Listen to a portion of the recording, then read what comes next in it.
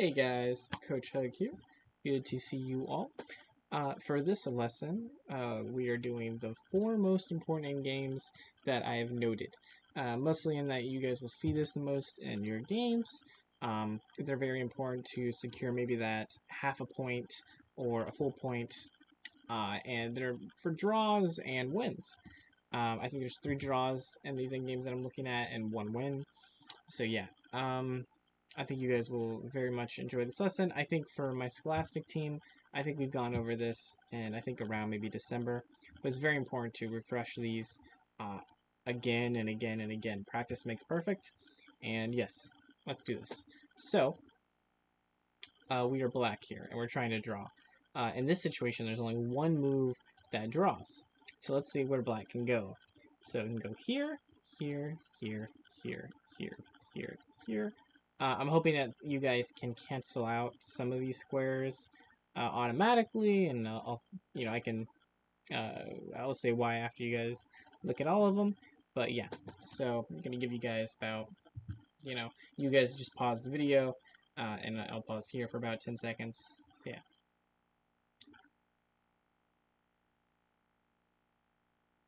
Hope you guys are having a good day, good week.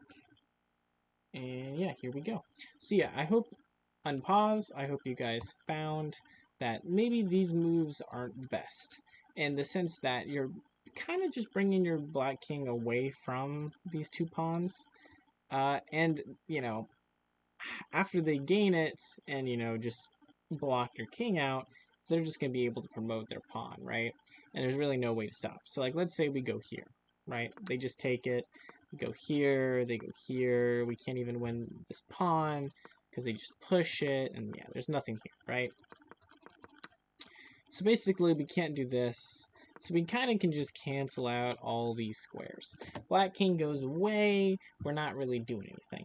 I think this one's very, kind of like easy to fall into. You're protecting the pawn, and it looks good, right? But basically, after they come here, there's no way to defend your black pawn, right? The white pawn defends the square that you could go to defend it, and there's literally no way to, go to a square to protect this pawn. And after we go here, they take, and they're just going to promote this, right? Anywhere we go, they just block us out and they promote it. So if that doesn't work, right, go all the way back. We've basically looked at all these squares. We now only have 2 more to look at, this and this. Basically, I think this one is really easy to look at, and that we're protecting the pawn. And if we go here, they actually just have the same idea. If we go here, they go here. Here, they gain opposition that we're about to go over. And yeah, they're going to just be able to promote the pawn. But if we find the one move here, we are luckily enough able to give them the pawn, but have it where we're gaining opposition. And this is where we're going to go over opposition. So, king g5. Again, we can only find one move here. And the idea is opposition. So, let's now go over opposition. This is losing, but this is winning because we want diagonal or frontal opposition. In this situation, we have diagonal opposition. And what it means is opposition means your kings are facing towards each other, right? But if you're gaining opposition, you're forcing the other king to lose opposition, to move out of opposition. So when I say, hey, I am gaining opposition, that means I'm forcing their king to lose it. So in this situation, I'm gaining diagonal opposition, right? And since I'm facing with each other, they have to lose it. And yes, they've gained the pawn, but now we gain opposition. And now they have to lose opposition. And it's really cool because you'll see this so much, and maybe you guys will play even faster time controls, and you'll even have to maybe do the same game really fast. And the situation now is basically you need to gain opposition here, right? So how do you gain opposition here? You just move the king. And basically, I think there are simple rules to think about when you get into this now structured endgame, and that basically, let's say they move you know, we know if they move their king here, we just have to gain opposition. But let's say they start moving the pawn. Basically, we just move our king and forward the position of what piece is moving forward. So since the pawn is moving forward, we move our king forward, right? Common mistake here would be moving our king here or here. Very common mistake. But the way to understand why this is losing is they gain opposition, right? And since they gained it, we lose it. And because of that, they're just going to promote. So basically, let's show how this is a draw after they move the white king, and we move it forward of the pawn. Let's say they move the pawn again, we would just move it backwards. And the reason why is we again wouldn't want to move here. Just think about opposition. So why would we not want to move here? Because they gain opposition and then we lose it, and they would be able to promote their pawn, right? So basically, they move their king forward, their pawn forward, we just would want to move back. We're not giving them the right to gain opposition. And here, they're trying to get opposition, but we're not letting them. So if they move here, now we gain opposition. They move the pawn, we go forward, and there's no way for them to protect the pawn or to do stalemate. So if they move here, we gain pawn, right? If they move here, here, here, we gain the pawn. So if there's no way for them to gain the pawn, then they have to go here. And if they go here, this is stalemate, right? There's no moves that the black king can do, and yeah, this is how you would draw this endgame. And I hope you guys like that endgame. It's very common. So yeah, let's go to the second one. Go a little bit faster.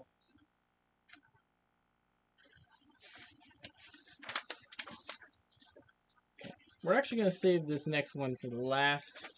I'm going to go to this one, right? We're going to go to these two because these ones are actually a little bit of the same idea, which is really cool. So this is drawn.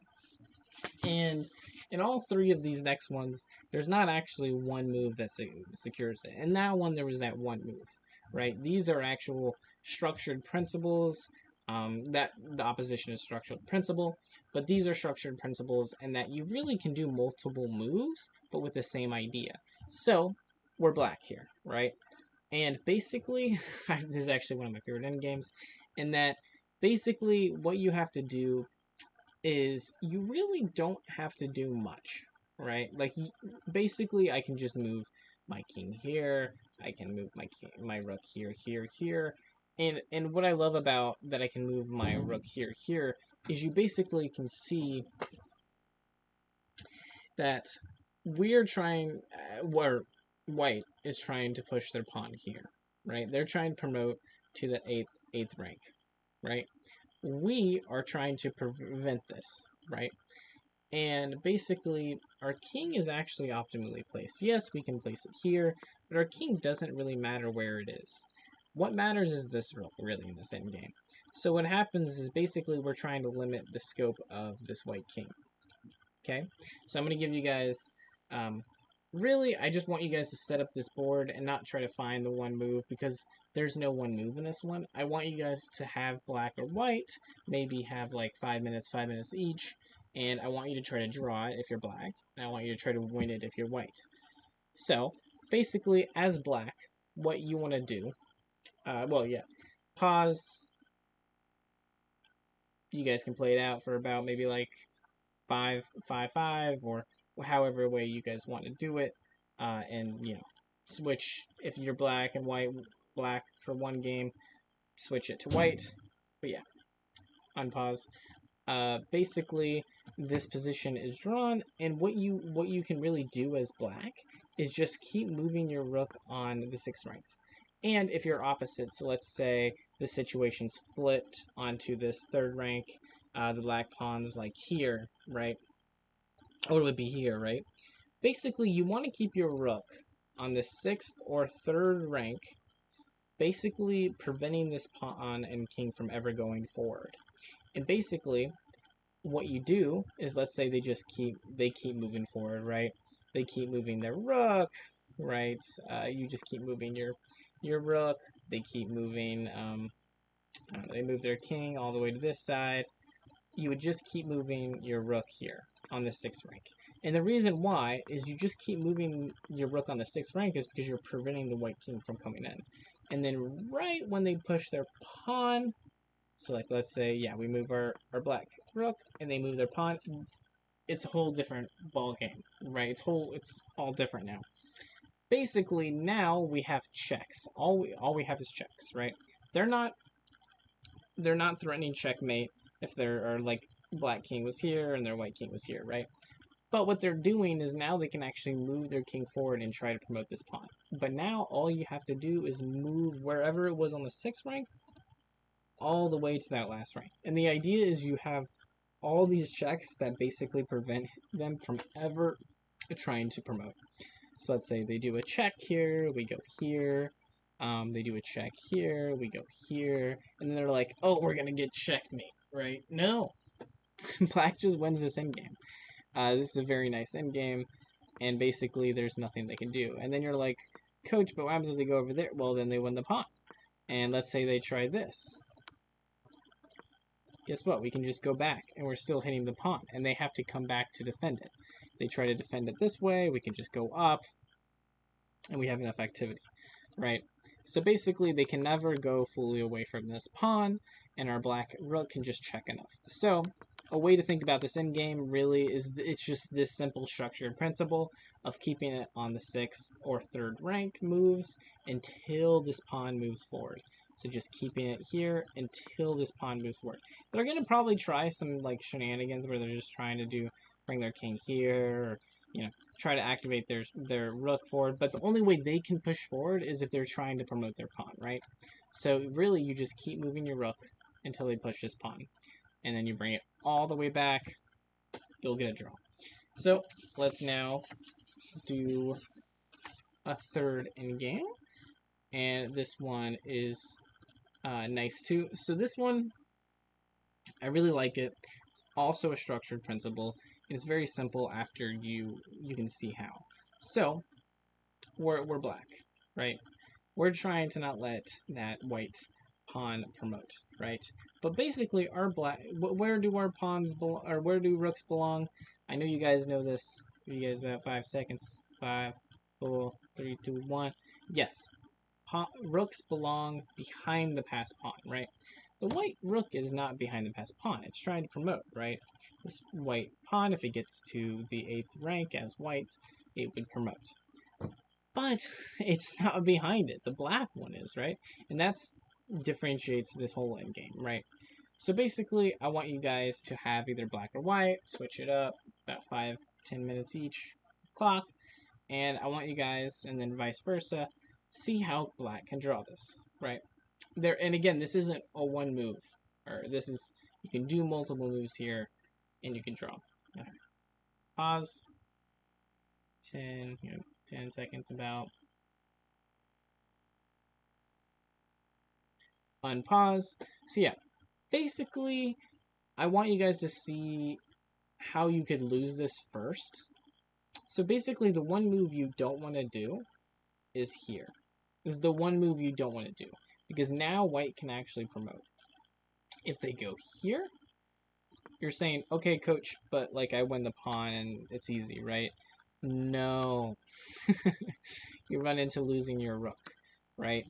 And if they try any other idea, they're just going to promote here, right? There's literally nothing they can do. Like, let's say they check, I go up, they still can't win it because I have this. They do check, up, here, here, here, here. You know, we're going to promote here. They go here, and then, yeah. You see, unfortunate.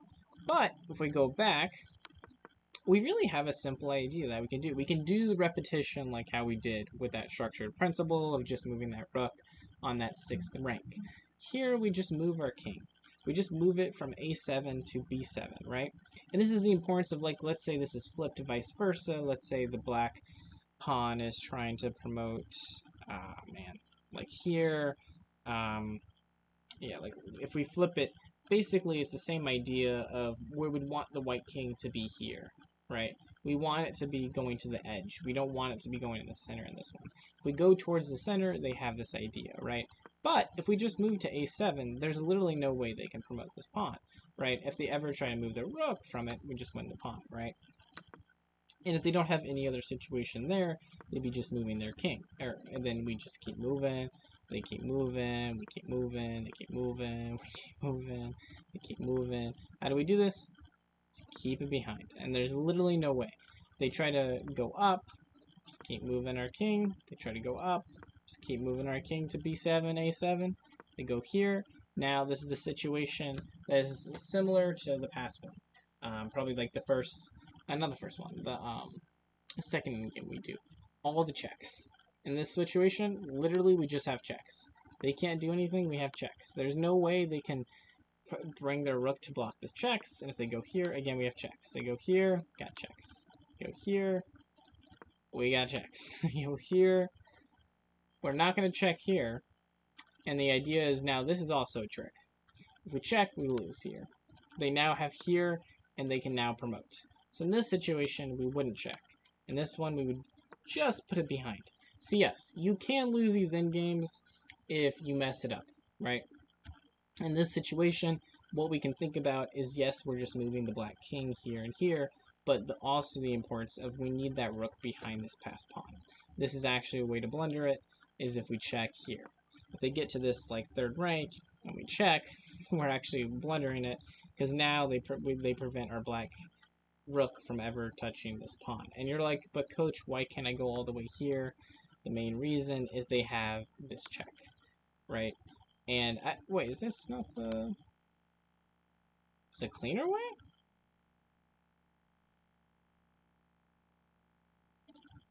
Here? I don't know, I mean, that's what I'm doing, but like, is it here? No, because then I win the pawn. What is it? Let's see. Oh wow, yeah, cleaner would be just bringing it up. So yeah, coach, this is still winning, it just would be harder to do. After this, it would be queen versus rook, which this can be a very hard endgame to win. But a cleaner way of winning this is now just bringing our king up. And no, they don't have this now, because now we actually have rook b8. This is a cleaner way of doing the queen rook. And this is very engine type, but yes, you're going to have to do queen versus rook in this endgame, but this may be a better placement of your queen. But yeah, this is how you this is how you lose this. But yeah, basically, we just have structured principles in our mind, and we can never lose this. Always check the white king if it ever gets close to the pawn, and if it ever comes close to the rook, we just put it back to the file that it needs to be on g1. So yeah, if we go all the way back to that situation where the white king was here, or again, if it attacks here, we just keep it on the g1, and if it ever tries to do here, we basically just keep it on the g, and we don't try to check it if it's like here. So like, let's say we go there, and they go, where was it? It was like here, and we went, yeah. We don't want to check like in a situation where we're basically doing like, what is this? Yeah, we don't want to be checking here. This is a blunder. If we go to rook e1 here, right? This is a blunder because they have f2 and they can go all the way up here, or do this b8 idea, right? So basically, there are situations where we can lose this, but if we keep it simple, always keep the rook behind the g pawn, unless the white king is trying to come up, then we can check. And basically, we only want to keep our king from going to these two squares. We lose if we go to c7. So yeah, I think is a good way of doing it. And then let's do the last one. And this one is probably the most known, and other than the first one we went over, it's probably the most known and most said endgame out there. It is the Lucina position. It's probably said over 1,000,000 times. And again, isn't hurt to be repeated. Genuinely is not hurt to be repeated. And the only winning one we're actually going to go over. So yes, you're like, coach, you've shown us multiple king pawn end games, you know, like, well, king rook pawn. I just showed you guys two where it was drawn, right? But this is a situation where it's winning, mainly because there's a lot of features here that make it so. One, the king placement. The rook can stop it from going 2 files to the pawn. Other situations is the white pawn is 1 away, the white king is this close, and there's basically no way that the black king can actually get to this pawn and you know, defend it. and there's no way that this black rook can keep checking. But you're like, how? This black rook should be able to just keep checking in this. Well, I'll let you guys have it out and do the 5 minutes again, and the vice versa, and try to win this as white. And if black draws or wins, we'll say they get a win here. So yeah, pause.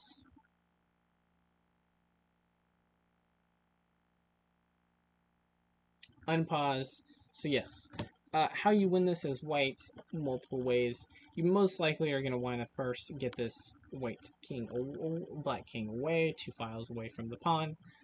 If we can do it a different way though, and it's all in the importance of the 5th or 4th rank, depending on what side. For this one, it would be the 4th rank. And the idea is basically we're going to want to get our white king like this, and then be able to defend our pawn this way by putting the white rook in front. And how? You're like, how does this work, coach? Let's say they put the black rook ahead, right? Then we check, we bring the black king away, and then we try to promote the pawn. But then you're like, coach, again, I can just check the king. You can't, because after you keep checking it, you're eventually gonna run out of checks. And they call this the bridge. Basically, the white king is basically going in a weird way, a weird pattern, to have a bridge where the rook can defend. So I go here, and if they go here, there we go. It's like a bridge. And it's very cool, and that basically I'm promoting no matter what. And if they there's literally no other way they can actually try to do this. This is the best way. So yeah, we can look at the lines. They suggest they literally suggest rook b2. I go king c6. They go either rook c2 or they can go king e6. If they go king e6, we can then just do d6, rook c4. I think this one's very clean. Basically saying that we're still gonna get like this, and there's no way that the king can go anywhere, right? If the king goes to like I don't know, like f5, or even let's say it tries to go backwards, right? We still go king c5 in here, and if it goes like here, we now have rook d5. Oh, we don't have, sorry, not rook d5. We keep the king away. After it goes, then we have rook b5, because we want to keep the king away enough. And if they go like rook c2, we go king b6, and there's literally no way for them to prevent promotion, and we put here. So, and anyway, I want you guys to mainly figure out this one structure principle here of the bridge. There are other combination principles that matter here, like keeping the king away 2 files away, right? Basically not letting our king being checked, which is this bridge. What's another principle in this situation here? Because I know there's one other central one. Basically, the black rook can sometimes get to here, right? But we then just still promote and then just trade it off for that. And basically, we'd have a king rook versus a king, and I know you guys know how to win that. If you don't, we can I may do a lesson here for this. But yeah, basically, this is just winning for white, and we can go over maybe a few other moves that black can do, because genuinely, this one is actually really confusing. You may get this in your tournament game and still get a draw out of this as white, because it can be very hard to win this. The black king can be differently placed. The black rook can be weirdly placed too, like maybe on this rank. So yeah, it can be a thing you can draw. So like, let's say they do, we do rook d1, they go here, we go rook d4. This is probably the easiest way to conceive it. If you can get the white rook to close them out for like 2 files, then it kind of becomes easier to understand. If you maybe played in a situation where you're doing this first, and you're allowing this, it can maybe be a little bit confusing. But again, then you just do the 2 files away. And after you do the 2 files away, it kind of becomes more simple. If they try to go here, we're still on the right rank, right? We go c7, and this is completely winning, and we have this. So they do rook c2, again, just want to show the bridge. And see, this is how you can, your brain somewhat thinks that, like, my king has to go here, here, or here, but the idea is that basically I go here, and I can just do a bridge here, right? I can just do a situation as if they check me again. You're just allowing me to go here. And you're like, but then, coach, I'm not going to check you, which makes sense, right? You're not going to check them.